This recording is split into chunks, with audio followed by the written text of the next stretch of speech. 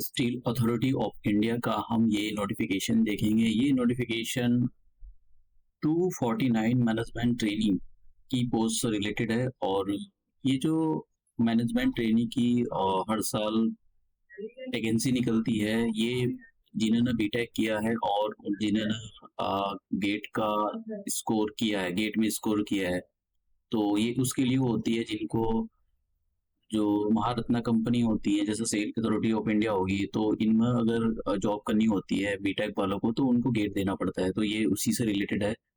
अब देखिए total post यहाँ पर 249 है।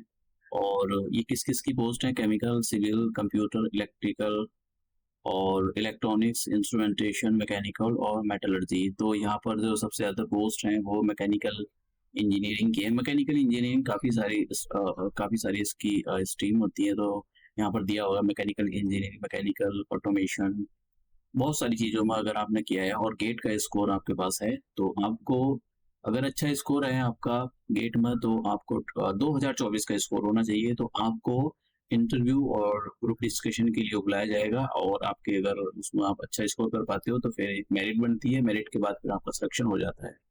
तो ये यहाँ पर क्वालिफिकेशन दे रखी है कि भाई आपके पास क्या क्वालिफिकेशन होनी चाहिए। एक और बात यहाँ पर कि आपने जो भी मतलब ये किया हो, इसमें आपके जो आप अगर किसी भी कैटेगरी से बिलोंग करते हो, SC ST को छोड़ दें, तो आपके 65% मार्क्स यहाँ पर होने चाहिए। और इनके अंदर केमिकल, सिविल, कंप्यूटर, मतलब जिसमें भी आपने बीटेक किया हो और आपने गेट का स्कोर 2024, गेट का स्कोर केवल 2024 का ही वैलिड होगा। यहाँ पर ये बोला गया है कि जो SC ST PW जो बेंचमार्क जो डिसेबल होते हैं उनके लिए 55% से बोला गया है कि बीटेक में जो आपके होने चाहिए इंजीनियरिंग में वो 55% मार्क्स होने चाहिए। बाकी सबके लिए 65% मार्क्स हैं, इतने होने चाहिए, मतलब मिनिमम होता है। इस आपके ज़्यादा भी हो सकते हैं, पर इतने तो होने ही चाहिए। और जो ओबीसी के अंदर दो टाइप के लोग होते हैं, एक तो क्रीमी लेयर और एक नॉन क्रीमी लेयर। तो जो ये क्रीमी लेयर है, क्रीमी लेयर के लिए उनको यहाँ पर कोई फायदा नहीं मिलेगा। नॉन क्रीमी लेयर वालों को ही यहाँ पर जो है एज रिलैक्सेशन होता है वही मिलता है। जैसे कि यहाँ पर अगर आपकी एज 18-28 साल से ज्यादा हो रही है और एज की कैलकुलेशन 25 जुलाई 2024 के अकॉर्डिंग कैलकुलेट की जाएगी। और अगर आपकी एज ज्यादा हो रही है तो SC ST कम्युनिटी वालों को 5 साल का यहाँ पर एज रिलैक्सेशन दिया जाएगा। और ओबीसी जो नॉन क्रीमी लेयर में आते हैं उनको 3 साल का। और बाकी जो ओबीसी में दूसरे जो क्रीमी लेयर में आते हैं उनको कोई एज रिलैक्सेशन नहीं दिया जाएगा। और यहाँ पर जो पर्सन विद बेंचमार्क डिसेबिलिटी होते हैं उनका 10 इयर्स का जो जनरल है। और यहाँ पर देख लेना जिस भी आप कैटेगरी के अंदर आते हैं, अगर आपको एज रिलैक्सेशन चाहिए तो।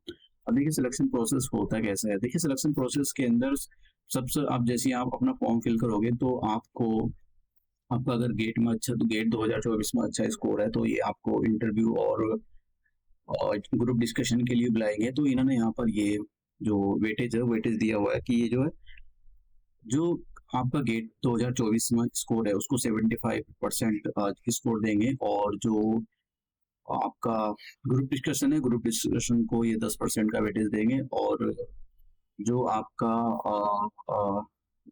ये एक इंटरव्यू है, इंटरव्यू को ये 15% का वेटेज देंगे। तो यहाँ पर वेटेज दिया हुआ है कि किस हिसाब से किसको, और आप जितना अच्छा स्कोर कर पाओगे उतना ही आपके सिलेक्शन होने के चांस ज्यादा बढ़ जाएंगे।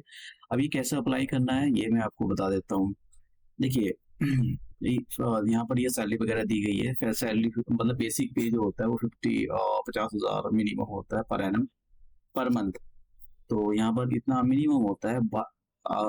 बाकी सारे अलायंसेस वगैरह लग के काफी सारी अच्छी सैलरी मिलती है। और फीस कितनी होती है अप्लाई करने की? देखिए 700 फीस होती है और 200 रुपये फीस होती है SC ST और जो डिसेबल पर्सन होते हैं उनके लिए 200 रुपये फीस है। बाकी सबके लिए यहाँ पर 700 रुपये है। अब देखिए आप कैसे अप्लाई करोगे। तो इसमें जब भी आप अप्लाई करो तो आपको देख लेना चाहिए कि कोई ऐसी कोई चीज जो छूट जाए, इसलिए कभी फॉर्म फिल करो तो उसको अच्छे से रीड कर लेना चाहिए। आपको सबसे पहले इनकी ऑफिशियल वेबसाइट पर आना है और ऊपर यहाँ पर करियर ऑप्शन पर आकर यहाँ पर इस पर क्लिक कर देना है। क्लिक करने के बाद देखिए यहाँ पर ये आ रहा है जॉब्स। तो यहाँ पर दूसरे नंबर पर ऊपर the recruitment of the MT management training, इस पर क्लिक कर देना तो आपके सामने इस टाइप का PDF ओपन हो जाएगा।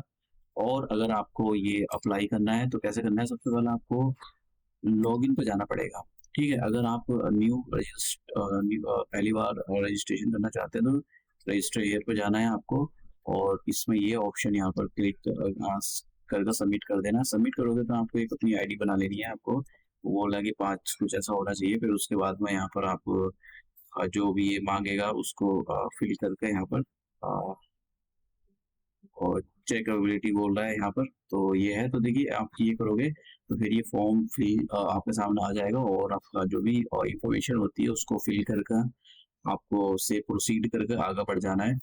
तो अपना इसी टाइप से आपको फॉर्म फिल कर लेना है और मैंने आपको बता दिया पीडीएफ कहाँ पर मिल जाएगा ये।